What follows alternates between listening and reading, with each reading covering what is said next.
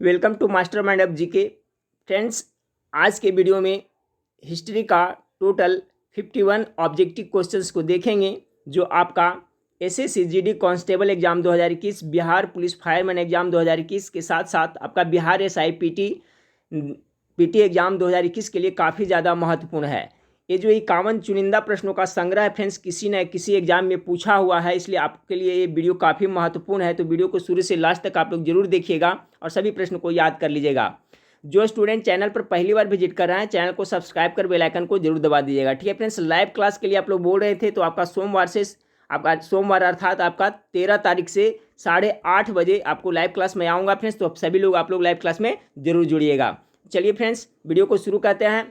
पुनः एक बार रिक्वेस्ट करूंगा फ्रेंड्स कि चैनल को जो सब्सक्राइब नहीं किए हैं, चैनल को सब्सक्राइब कर बेल आइकन को दबा दीजिएगा और वीडियो अच्छा लगे तो लाइक जरूर करिएगा। आज का पहला सवाल आप लोग के सामने है फ्रेंड्स कि वर्तमान समय में प्रचलित भाषाओं का मूल संबंधित भारतीय इतिहास के किस काल से है। तो देखिए, वर्तमान समय में जो प्रचलित भाषा है फ्रेंड्स, उसका मूल संबंध है जो भारतीय इतिहास के प्राचीन काल से है। ऑप्शन नंबर ए इसका करेक्ट आंसर हो जाएगा। सवाल नंबर 2 देखिए, सवाल नंबर 2 आपका है आर्यों को उत्तर में किस संस्कृति से जोड़ा जाता है। आर्यों को, तो 2 नंबर सवाल का करेक्ट आंसर होगा फ्रेंड्स, इसे द्रविड़ एवं तमिल संस्कृति से जोड़ा जाता है। ऑप्शन नंबर बी इसका करेक्ट आंसर हो जाएगा। सवाल नंबर 3 देखिए, संगम साहित्य किस प्राचीनतम ग्रंथों को कहा जाता है। संगम साहित्य किस प्राचीनतम ग्रंथों को कहा जाता है, गेस करते चलिएगा। 3 नंबर सवाल का correct answer option number C होगा फ्रेंड्स, तमिल ग्रंथों को, यानी तमिल ग्रंथों को संगम साहित्य भी कहा जाता है। 4 नंबर सवाल को देखें, आर्यों से पहले पूर्वी प्रदेश में रहने वाले जनजातियों ने किस भाषा का प्रयोग करते थे। ठीक है, आर्यों से पहले पूर्वी प्रदेश में रहने वाले जनजाति किस भाषा का प्रयोग करते थे। 4 नंबर सवाल का करेक्ट आंसर हो जाएगा मुंडा कोलारियन भाषा। ऑप्शन नंबर बी इसका करेक्ट आंसर हो जाएगा। 5 नंबर सवाल को देखें, पुष्यमित्र शुंग का उत्तराधिकारी कौन हुआ।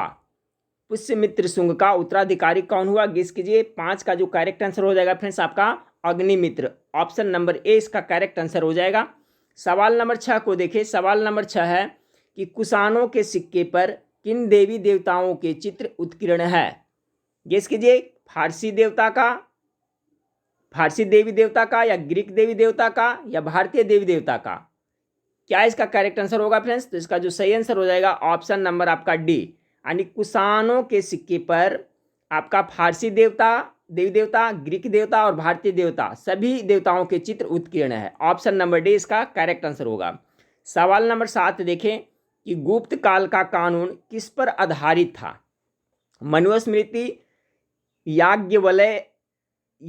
याज्ञवल्क्य स्मृति, प्रसार स्मृति या व्यास स्मृति।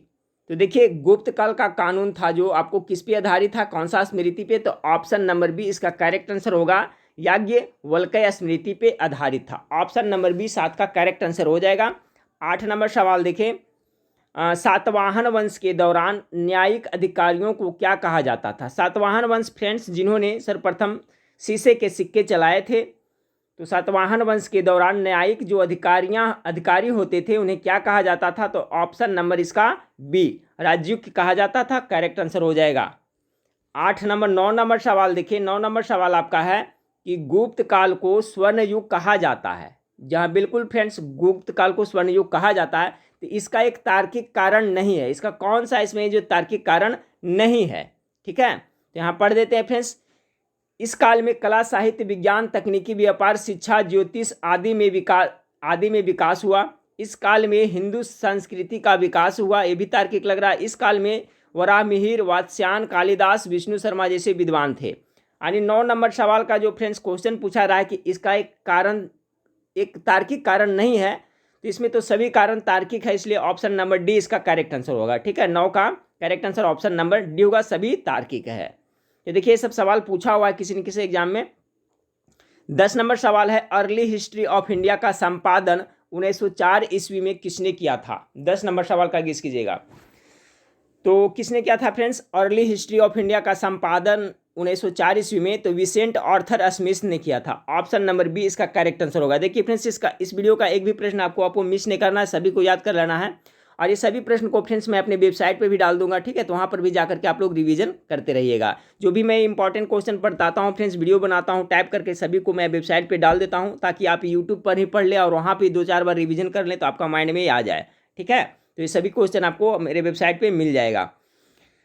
10 नंबर सवाल का करेक्ट आंसर हो गया फ्रेंड्स आपका option number B, early history of India का संपादन 1904 ईस्वी में किसने किया था? तो विसेंट आर्थर स्मिथ ने किया था। ऑप्शन नंबर बी इसका करेक्ट आंसर होगा।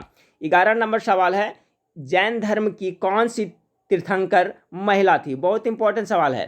कौन सी तीर्थंकर महिला थी फ्रेंड्स, गेस कीजिए, और उनका नाम क्या था वो भी मैं बताऊंगा। तो पहले 11 नंबर सवाल का गेस कीजिए, जैन धर्म की कौन सी तीर्थंकर महिला थी? तो आपका 11 का correct answer option number C, 19वीं तीर्थंकर, ठीक है। 19वीं तीर्थंकर है जो क्या थी? महिला थी। देखिए जैन धर्म में टोटल आपका कितना फ्रेंड्स? 24 तीर्थंकर हुए थे। 24वें तीर्थंकर कौन थे? तो महावीर स्वामी थे, जिन्हें आपका जैन धर्म का वास्तविक संस्थापक भी माना जाता है। पहले तीर्थंकर थे ऋषभदेव, जो जैन धर्म के संस्थापक थे, लेकिन वास्तविक संस्थापक महावीर भगवान थे, ठीक है। और 23वें कौन थे? पार्श्वनाथ थे। ये भी याद रखिएगा, 23वें तीर्थंकर पार्श्वनाथ थे। यहाँ क्वेश्चन पूछा जा रहा है कि जैन धर्म के कौन सी तीर्थंकर महिला थी? तो 19वीं थी। उनका नाम क्या था फ्रेंड्स? तो देख लीजिए, 19वीं तीर्थंकर मलिननाथ, ठीक है। मलिननाथ जैन धर्म की महिला तीर्थंकर थी, ठीक है, याद रखिएगा।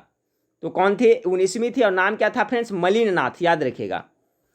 12 नंबर सवाल को देखें, हड़प्पा सभ्यता में दावत के निशान कहाँ मिले हैं?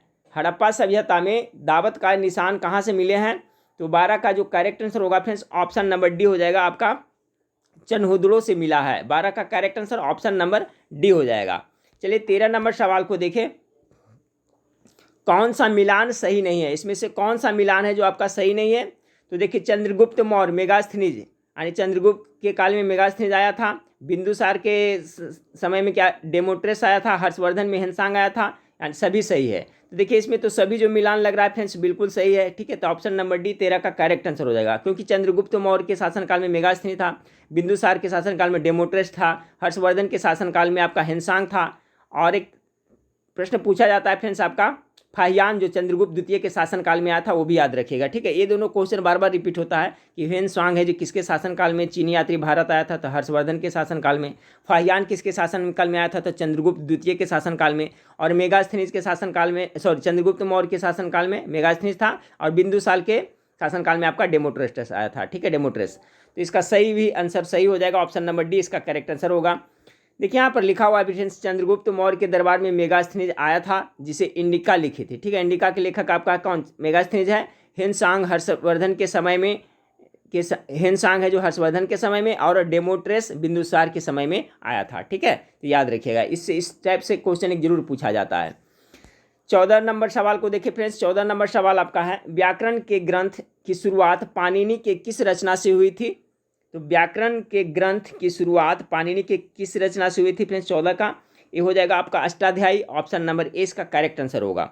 15 नंबर सवाल को देखें, संडोक्रोटस, ठीक है, संडोक्रोटस जो ईस्वी पूर्व 326 ईस्वी में भारत पर आक्रमण करने वाले किसके समकालीन थे? ठीक है, तो संडोक्रोटस किसके समकालीन थे? 15 का करेक्ट आंसर अलेक्जेंडर के समकालीन थे, ऑप्शन नंबर बी इसका करेक्ट आंसर हो जाएगा 15 का। 16 नंबर सवाल को देखें, 16 नंबर सवाल आपका है, चंद्रगुप्त मौर्य की अदालत में आए मेगास्थनीज के द्वारा रचित पुस्तक कौन सी थी, जिसमें मौर्य प्रशासन प्रणाली, सामाजिक वर्गों और आर्थिक गतिविधियों का वर्णन था? तो मेगास्थनीज द्वारा कौन था फ्रेंड्स? आपका इंडिका था। इसी में आपका जिसमें मौर्य प्रशासन प्रणाली, सामाजिक वर्गों और आर्थिक गतिविधियों का वर्णन मिलता है। तो इंडिका का लेखक कौन है? मेगास्थनीज। तो ऑप्शन नंबर बी इसका करेक्ट आंसर होगा, ठीक है। चंद्रगुप्त मौर्य की अदालत में आए मेगास्थनीज के द्वारा रचित पुस्तक कौन हो जाएगा? इंडिका हो जाएगा। आपने 17 नंबर सवाल देखिए, काफ़ी इंपॉर्टेंट सवाल है कि लैटिन में लिखित प्लिनी की कौन सी कृति है जो पहली सदी से संबंध रखता है, जिसमें भारत इटली के बीच व्यापार का वर्णन मिलता है? तो देखिए इसका जो करेक्ट आंसर हो जाएगा friends natural history, option number B. इसमें क्वेश्चन देखिए घुमा फिरा के पूछा जाता है कि जो नेचुरल हिस्ट्री है इसके लेखक कौन है? तो प्लिनी है, और किस भाषा में लिखा था? तो लैटिन भाषा में। अब क्वेश्चन पूछा जाता है फ्रेंड्स कि भारत और इटली के बीच व्यापार का वर्णन किस बुक में मिलता है, किस किताब में मिलता है? तो आपका नेचुरल हिस्ट्री में मिलता है, जो किसके द्वारा लिखा हुआ है? तो प्लिनी के द्वारा लैटिन भाषा में लिखा हुआ है। ठीक है, तो मोटा मोटी याद रखिएगा फ्रेंड्स, डायरेक्ट पूछा जाता है कि नेचुरल हिस्ट्री के लेखक कौन है, तो आपका प्लिनी है। और इससे क्या जानकारी मिलती है, तो भारत इटली के बीच व्यापार का वर्णन मिलता है। ठीक है, चलिए सवाल नंबर 18 को देखें फ्रेंड्स कि विक्रम संवत की शुरुआत कितने ईस्वी पूर्व में हुआ था। 18 नंबर सवाल का तो देखिए, शक संवत का तो सभी को पता है फ्रेंड्स, कनिष्क के द्वारा 78 ईस्वी में चलाया गया था शक संवत, जिसपे भारतीय राष्ट्रीय पंचांग आधारित है। तो विक्रम संवत की जो शुरुआत हुई थी फ्रेंड्स आपका, तो इसका करेक्ट आंसर हो जाएगा फ्रेंड्स 18 नंबर सवाल का ऑप्शन नंबर आपका सी। ठीक है, 57-58। विक्रम संवत की शुरुआत कितने ईस्वी पूर्व में हुआ था, तो 57-58 ईस्वी पूर्व में हुआ था। इस पर ध्यान दीजिएगा। ठीक है फ्रेंड्स, ईस्वी पूर्व में हुआ था। ठीक है, और जो आपका शक संवत है जो सिर्फ ईस्वी में हुआ था, 78 ईस्वी में कनिष्क के द्वारा चलाया गया था। तो विक्रम संवत की शुरुआत ऑप्शन नंबर सी 57 से 58 क्या ईसा पूर्व में, यानी ईस्वी पूर्व याद रखिएगा। तो 18 का correct answer option number C हो जाएगा। चलिए अगला सवाल देखते हैं। 19 नंबर सवाल है कि दुनिया का सबसे पुराना भारतीय पांडुलिपि कहाँ उपलब्ध है। बहुत अच्छा सवाल है फ्रेंड्स।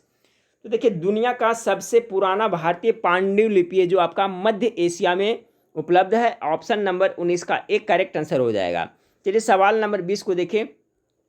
कलिंग के खारवेल के जीवन काल में घटित बड़ी संख्याओं की घटनाएं किस शिलालेख में वर्षवार दर्ज की गई है। ठीक है, 20 का तो क्या हो जाएगा इसका करेक्ट आंसर, हाथी गुफा अभिलेख। ठीक है, कलिंग के खारवेल के जीवन काल में घटित बड़ी संख्याओं की घटनाओं की किस शिलालेख में वर्षवार दर्ज की गई है, तो हाथी गुफा अभिलेख में दर्ज की गई है। 20 का correct answer option number A हो जाएगा। 21 नंबर सवाल को देखें। 21 नंबर सवाल आपका है, किसने वैदिक ग्रंथ प्रकाशित किए और इंडो आर्यन शीर्षक से पुस्तक भी लिखी। 21 का तो देखिए फ्रेंड्स, इसका करेक्ट आंसर हो जाएगा आपका राजेंद्र लाल मित्र। बहुत इंपॉर्टेंट सवाल है कि किसने वैदिक ग्रंथ प्रकाशित किए और इंडो आर्यन शीर्षक से पुस्तक लिखी। तो इंडो आर्यन शीर्षक से पुस्तक किसने लिखी थी, तो राजेंद्र लाल मित्र ने। ऑप्शन नंबर ए 21 का करेक्ट आंसर होगा। 22 नंबर सवाल को देखें। 22 नंबर सवाल है कि हिंदू पॉलिटी सन 1924 में प्रकाशित हुआ और इसका संपादक कौन थे। तो याद रखिए, हिंदू पॉलिटी कब प्रकाशित हुआ, 1924 ईस्वी में। इसका संपादक के बारे में पूछा जा रहा है, तो इसके जो संपादक थे फ्रेंड्स केपी जायसवाल थे। 22 का correct answer option number C हो जाएगा। याद रखिए, हिंदू पॉलिटी कब प्रकाशित हुआ था, 1924 में, जिसके संपादक केपी जायसवाल थे। 22 का correct answer option number C हो जाएगा। 23 नंबर सवाल देखिए। वैसा इतिहास जिसका कोई लिखित प्रमाण नहीं है उसे क्या कहा जाता है, जिसका कोई भी लिखित प्रमाण नहीं है। तो 23 का करेक्ट आंसर क्या होगा फ्रेंड्स, उसे प्राग इतिहास कहा जाता है। ठीक है, प्राग ऐतिहासिक काल का कोई लिखित वर्णन नहीं होता है। तो ऑप्शन नंबर ए इसका करेक्ट आंसर हो जाएगा। सवाल नंबर 24 को देखिए कि वैसा इतिहास जो लिखित सामग्री पे आधारित है, जो लिखित सामग्री पे आधारित है उसे हम लोग इतिहास कहेंगे, और जो जिसके बारे में कोई लिखित जानकारी नहीं मिलती है फ्रेंड्स उसको हम प्रागैतिहास कहेंगे। ठीक है, तो वैसा इतिहास जो लिखित सामग्री पे आधारित है उसे हम लोग किसके अंतर्गत रखेंगे, तो आपका इतिहास के अंतर्गत रखेंगे। 24 का correct answer option number B हो जाएगा। 25 नंबर सवाल को देखें कि किस काल में सबसे ज़्यादा सोने के सिक्के जारी किए गए थे जो व्यापार और वाणिज्य को बड़े पैमाने पर विकास होने को दर्शाता है। 25 का तो किसके काल में सबसे ज़्यादा सोने के सिक्के जारी किए गए थे फ्रेंड्स, तो इसका जो करेक्ट आंसर होगा 25 का ऑप्शन नंबर सी, गुप्त काल में सबसे ज़्यादा सोने के सिक्के जारी किए गए थे फ्रेंड्स, जो व्यापार और वाणिज्य को बड़े पैमाने पर विकास होने को दर्शाता है। क्वेश्चन इस तरह से पूछा जाता है कि भारत में सर्वप्रथम सोने के सिक्के किसने चलाए थे फ्रेंड्स, तो याद रखिए हिंद यूनानियों ने सोने के सिक्के चलाए थे सर्वप्रथम। ठीक है, और सबसे ज़्यादा सोने के सिक्के गुप्त काल में जारी किए गए थे।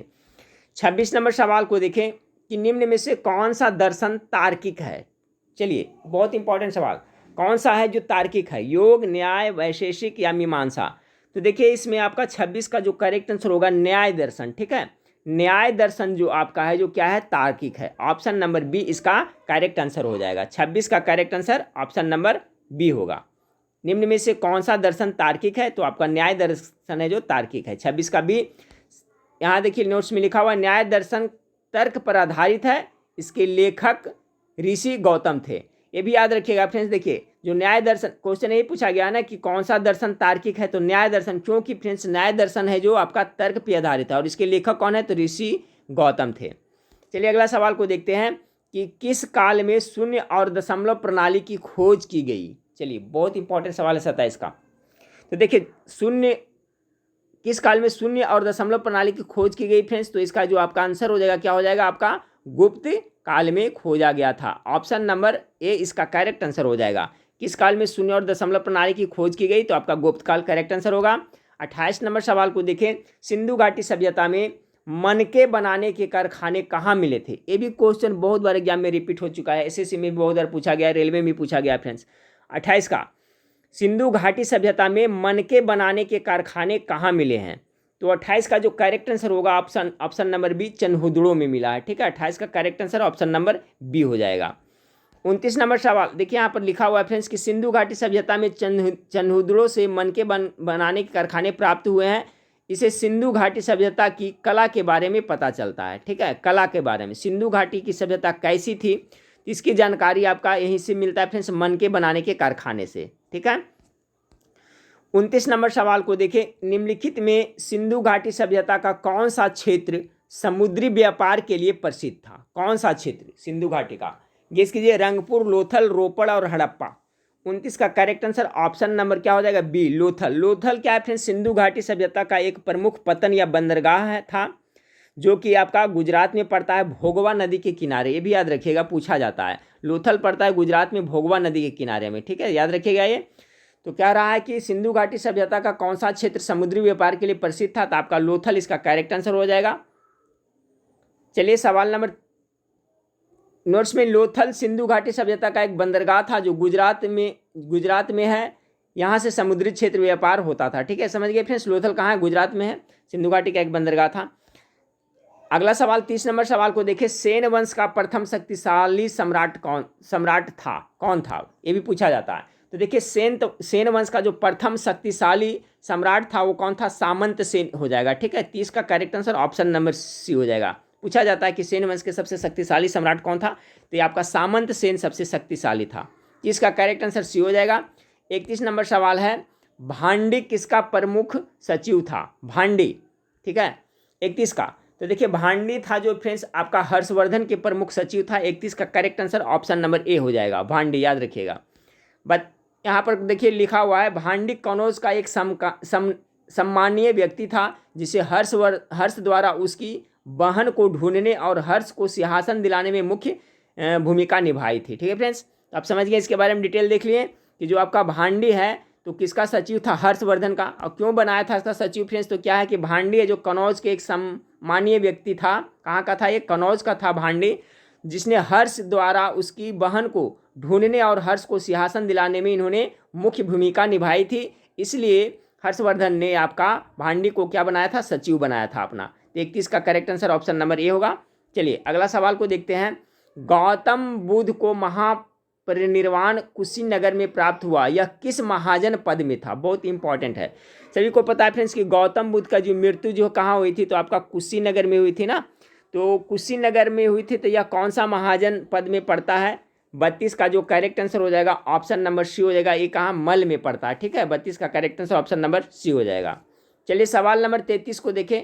सवाल नंबर 33, राजस्थान में नकोड़ा जी का मंदिर किसका खालिस्तान प्रसिद्ध मंदिर है। देखिए ये पूछा जाता है फ्रेंड्स कि नकोड़ा जी का मंदिर कहाँ है, तो आपका राजस्थान में पड़ता है। अब किसके लिए प्रसिद्ध है, तो देखिए 33 का करेक्ट आंसर हो जाएगा फ्रेंड्स, याद करिए आपका जैन धर्म के 23वें तीर्थंकर कौन थे, बताया था मैंने, पार्श्वनाथ थे, उसी के लिए प्रसिद्ध है। तो ऑप्शन नंबर सी 33 का करेक्ट आंसर होगा। राजस्थान में नकोड़ा जी का मंदिर किसका, तो पार्श्वनाथ के लिए प्रसिद्ध है। ऑप्शन नंबर सी इसका करेक्ट आंसर हो जाएगा। डिटेल में देख ले फ्रेंड्स कि पार्श्वनाथ जैन धर्म के 23वें तीर्थंकर थे। नकोड़ा जी का प्रसिद्ध मंदिर उन्हीं के लिए समर्पित है। ठीक है, किनके लिए, तो आपका पार्श्वनाथ के लिए। एक कहाँ पड़ता है नकोड़ा जी का मंदिर, तो ये आपका राजस्थान में पड़ता है। 34 नंबर सवाल, कुषाण वंश की स्थापना किसने की थी, तो 34 का करेक्ट आंसर हो जाएगा कुजुल कड़फिसेस ने है जो कुषाण वंश की स्थापना की थी। ऑप्शन नंबर 20 का करेक्ट आंसर हो जाएगा। सवाल नंबर 35 को देखिए, हर्षवर्धन के राज्य का समय काल क्या था। ठीक है, यानी हर्षवर्धन के शासन काल कितना से कितना ईस्वी था फ्रेंड्स, ये पूछा जा रहा है। तो 35 का हो जाएगा आपका 6 से लेकर 647 ईस्वी तक। ये भी एग्जाम में पूछा हुआ क्वेश्चन है। हर्षवर्धन के शासनकाल यही है आपका, ऑप्शन नंबर बी इसका करेक्ट आंसर हो जाएगा। अब चलिए सवाल नोट्स में देखिए, यहाँ लिखा हुआ फ्रेंड्स कि हर्षवर्धन पुष्यभूति वंश का राजा था। ये भी याद रखिएगा, हर्षवर्धन पुष्यभूति वंश का राजा था जिसके शासनकाल में हेनसांग आया था भारत, जिसने कितना 6 से लेकर 647 ईस्वी तक राज्य किया। हर्ष के बारे में जानकारी हर्षचरित से मिलती है, जिसकी रचना उसके दरबारी कवि बाणभट्ट थे। ये भी पूछा जाता है कि बाणभट्ट किसके दरबारी कवि थे, तो हर्षवर्धन के थे। और हर्षचरित के लेखक कौन है, तो बाणभट्ट है। ठीक है, जिससे आपका हर्षवर्धन के बारे में पूरी जानकारी मिलती है। ठीक है फ्रेंड्स, तो सभी को याद रखिएगा। तो क्वेश्चन था कि हर्षवर्धन के शासनकाल कितना से कितना था फ्रेंड्स। तो हर्षवर्धन जो पुष्यभूति वंश का शासक था और राजा था, और इसका जो शासनकाल था 6 से लेकर के 647 ईस्वी तक। और इसका दरबारी कवि के बारे में भी याद रखिएगा, कौन थे, आपका बाणभट्ट थे, जिन्होंने हर्षचरित लिखा था। 36 नंबर सवाल देखिए, शतपथ ब्राह्मण और तैत्तरीय ब्राह्मण किसके ब्राह्मण ग्रंथ है। टॉप मोस्ट VVI सवाल है फ्रेंड्स। ठीक है, इस टाइप का सवाल पक्का पूछा जाता है। तो देखिए, शतपथ ब्राह्मण और तैत्तरीय ब्राह्मण किसके ब्राह्मण ग्रंथ है, तो 36 का हो जाएगा फ्रेंड्स, ये यजुर्वेद का है। ठीक है, ऑप्शन नंबर सी इसका बिल्कुल करेक्ट आंसर हो जाएगा, 36 का सी। शतपथ ब्राह्मण और तैत्तरीय ब्राह्मण किसके ब्राह्मण ग्रंथ है, तो 36 का correct answer option number C हो जाएगा। चलिए सवाल नंबर 37 को देखें कि सातवाहन वंश के किस राजा ने गाथा। हाँ फ्रेंड्स, सवाल नंबर 38 देखें। 38 नंबर सवाल है, किस सातवाहन राजा ने शक राजाओं से मालवा को वापिस जीता था। तो इसका करेक्ट आंसर हो जाएगा फ्रेंड्स, गेस कीजिए 38 का, गौतमीपुत्र सतकर्णी। ठीक है फ्रेंड्स, गौतमीपुत्र सतकर्णी एक बहुत ही फ्रेंड्स कुशल राजा था, शक्तिशाली राजा था, जिसने शक राजाओं से मालवा को वापिस जीता था। गौतमीपुत्र सतकर्णी, ठीक है, बहुत ही बहादुर राजा था ये।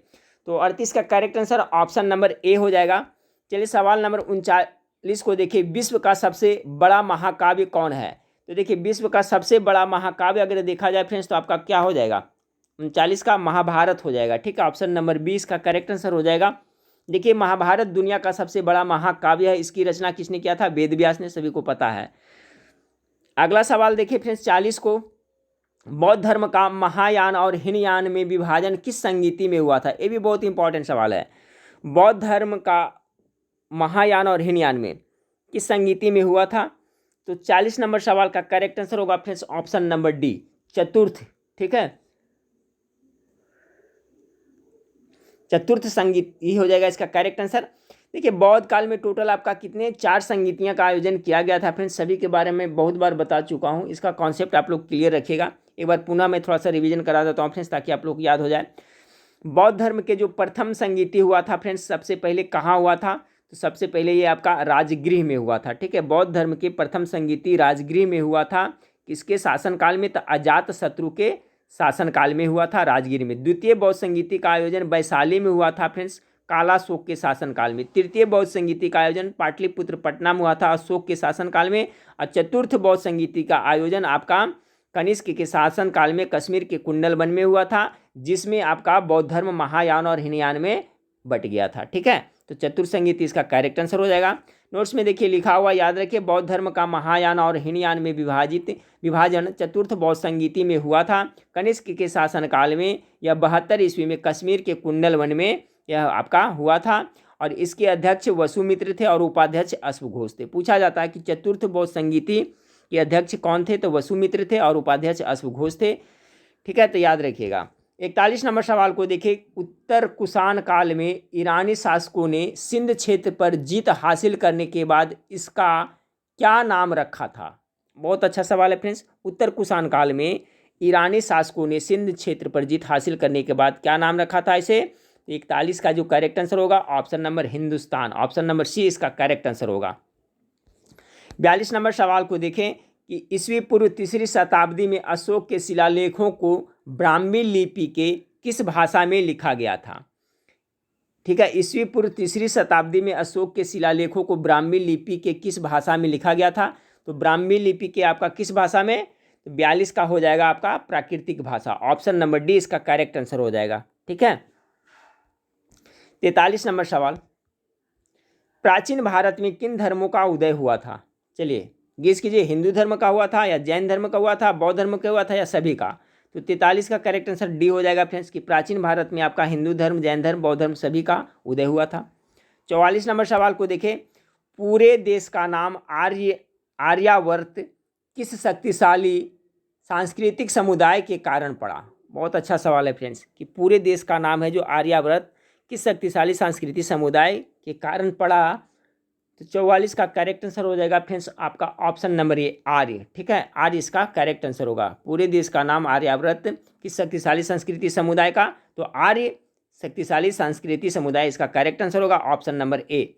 चलिए सवाल नंबर 45 को देखिए, संगम साहित्य काल कब से कब तक था। ये भी इंपॉर्टेंट है फ्रेंड्स। ठीक है, संगम साहित्य काल, तो 45 का जो आपका करेक्ट आंसर हो जाएगा ऑप्शन नंबर ए हो जाएगा, ईस्वी पूर्व 300 से लेकर के सन कितना 600 ईस्वी तक। 45 का correct answer option number A हो जाएगा। अब 46 नंबर सवाल को देखें कि संस्कृत को राजभाषा के रूप में कब स्वीकृत की गई थी। संस्कृत को राजभाषा के रूप में कब स्वीकृत की गई थी। 46 का करेक्ट आंसर हो जाएगा फ्रेंड्स ऑप्शन नंबर ए, 4वीं सदी से आगे में संस्कृत को राजभाषा के रूप में कब स्वीकृत की गई थी। तो 46 का करेक्ट आंसर ए होगा, 4वीं सदी से आगे। 47 नंबर सवाल को देखें कि बिहार और बंगाल ईस्ट इंडिया कंपनी के अधीन कब हुआ था। अच्छा सवाल है फ्रेंड्स। तो 47 नंबर सवाल का करेक्ट आंसर ऑप्शन नंबर आपका सी हो जाएगा, 1765 ईस्वी में। याद कीजिए फ्रेंड्स, आपका 1764 ईस्वी में जो बक्सर की लड़ाई हुई थी फ्रेंड्स, उसके बाद ही बिहार और बंगाल ईस्ट इंडिया कंपनी के अधीन हुआ था। तो ऑप्शन नंबर सी इसका करेक्ट आंसर होगा, उसके बाद हुआ था 1765 ईस्वी में। 47 का करेक्ट आंसर सी हो जाएगा। 48 नंबर सवाल को देखें, 48 नंबर सवाल आपका है, कोलकाता में एशियाटिक सोसाइटी ऑफ बंगाल की स्थापना सन 1784 ईस्वी में ईस्ट इंडिया कंपनी के किस प्रशासनिक अधिकारी के द्वारा की गई थी। चलिए बहुत इंपॉर्टेंट सवाल है भी 48 का। तो आपका कोलकाता में एशियाटिक सोसाइटी ऑफ बंगाल की स्थापना 1784 ईस्वी में हुआ था, ये भी याद रखिएगा। तो किसके द्वारा फ्रेंड्स, तो option number A sir William Jones के द्वारा। ऑप्शन नंबर ए आपका 48 का करेक्ट आंसर हो जाएगा। 49 नंबर सवाल को देखें कि सन 1789 में एक नाटक अभिज्ञान शकुंतलम का अंग्रेजी में अनुवाद किसने किया था। ठीक है, अंग्रेजी में अनुवाद किसने किया था। 49 का जो करेक्ट आंसर हो जाएगा फ्रेंड्स ऑप्शन नंबर आपका ए इसका करेक्ट आंसर हो जाएगा इसका भी। ठीक है, 49 का सर विलियम जोन्स ने। तो याद रखिएगा सन 1789 में एक नाटक अभिज्ञान शकुंतलम का अंग्रेजी में अनुवाद सर विलियम जोन्स ने ही किया था। तो ऑप्शन नंबर ए इसका करेक्ट आंसर होगा। 50 नंबर सवाल देखें कि सर्व प्रचलित हिंदी ग्रंथ भागवत गीता का अंग्रेजी में अनुवाद 1785 में किसने किया था। चलिए ये भी इंपॉर्टेंट है। तो भागवत गीता का अंग्रेजी में अनुवाद किसने किया था, तो आपका वेलिंगसन इसका करेक्ट आंसर होगा। Wellington option number C correct answer होगा। याद रखिएगा भागवत गीता का अंग्रेजी अनुवाद किसने किया था, तो ऑप्शन नंबर सी वेलिंगसन। चलिए फ्रेंड्स 51 नंबर सवाल को देखते हैं कि मुंबई एशियाटिक सोसाइटी की स्थापना कब हुई थी। ये भी बहुत इंपॉर्टेंट है फ्रेंड्स, गेस कीजिए 51 का करेक्ट आंसर क्या होगा। देखिए मुंबई एशियाटिक सोसाइटी की स्थापना है जो 1804 ईस्वी में हुआ था। ऑप्शन नंबर ए इसका करेक्ट आंसर हो जाएगा। चलिए फ्रेंड्स आज का लास्ट सवाल देखते हैं, किस बौद्ध संगीति में सूत पिटक और विनय पिटक पूर्ण हुए। बहुत इंपॉर्टेंट सवाल है 52 का। तो 52 नंबर सवाल का जो करेक्ट आंसर होगा फ्रेंड्स, किस बौद्ध संगीति में, तो पहली बौद्ध संगीति में सूत पिटक और विनय पिटक पूर्ण हुई थी। पहली बौद्ध संगीति राजगृह में अजातशत्रु के शासनकाल में हुआ था। ठीक है, तो ये देखिए इतिहास का, प्राचीन इतिहास से कह सकते हैं फ्रेंड्स, ये आपका टोटल आपका 52 प्रश्न था जो बहुत ज़्यादा इंपॉर्टेंट था फ्रेंड्स सभी प्रतियोगिता परीक्षा के लिए। तो आप लोग सभी प्रश्नों को याद कर लेगा और ये सभी प्रश्न मेरा वेबसाइट पे भी मैं डाल दूंगा फ्रेंड्स, तो वहाँ पर आप लोग प्रैक्टिस करते रहिएगा। जो स्टूडेंट वेबसाइट पे अभी पढ़ाई नहीं कर रहे हैं फ्रेंड्स, वो गलती कर रहे हैं, आप वहाँ पर जाएँ। देखिए एक बार में जीके जीएस याद नहीं किया जा सकता है फ्रेंड्स, रिपीटेशन बहुत ज़रूरी है। इसलिए देखिए आप लोग को सुविधा के लिए ही वेबसाइट पर फ्री ऑफ कॉस्ट में सभी क्वेश्चन मैं प्रोवाइड कराता हूँ फ्रेंड्स। तो वहाँ पर आप प्रत्येक दिन 10 से 20 मिनट आधा घंटा जा करके हर एक सेट को देखते रहें। अगर 50 क्वेश्चंस का सेट है, अगर जो प्रत्येक दिन उसको देखिएगा फ्रेंड्स, तो मुझे लगता है कि 1 से 2 महीना में आपका जितना सारा है वो सभी आपका परमानेंट मेमोरी में चला जाएगा। पढ़ने का यही तरीका है फ्रेंड्स, मतलब कि परमानेंट मेमोरी में लाने का यही तरीका है कि उसका रिपीटेशन करते रहें। एक ही चीज़ का बार बार रिपीटेशन करिएगा तो एग्जाम में कन्फ्यूजन भी नहीं होगा। तो ये बात को आप लोग समझें और जा करके वेबसाइट पर पढ़ाई करें। जो स्टूडेंट को नहीं पता है फ्रेंड्स, तो जीके मास्टरमाइंड सिर्फ गूगल में लिखे फ्रेंड्स, आपका मेरा होम पेज खुल जाएगा। वहाँ पर आपका बिहार दरोगा, एसएससी, रेलवे ग्रुप डी, सभी का लुसेंट जीके, सभी का वहाँ पर कैटेगरी बना करके दिया हुआ है जीके। वहाँ पर जाके आप लोग प्रत्येक दिन जा करके पढ़ाई करें, पैसा नहीं लगता है फ्रेंड्स, खाली समय में जाके कभी भी आप लोग वहाँ जाकर पढ़ाई कर सकते हैं। चलिए फ्रेंड्स, तो नेक्स्ट वीडियो में फिर मिलते हैं। देखने के लिए थैंक यू, धन्यवाद।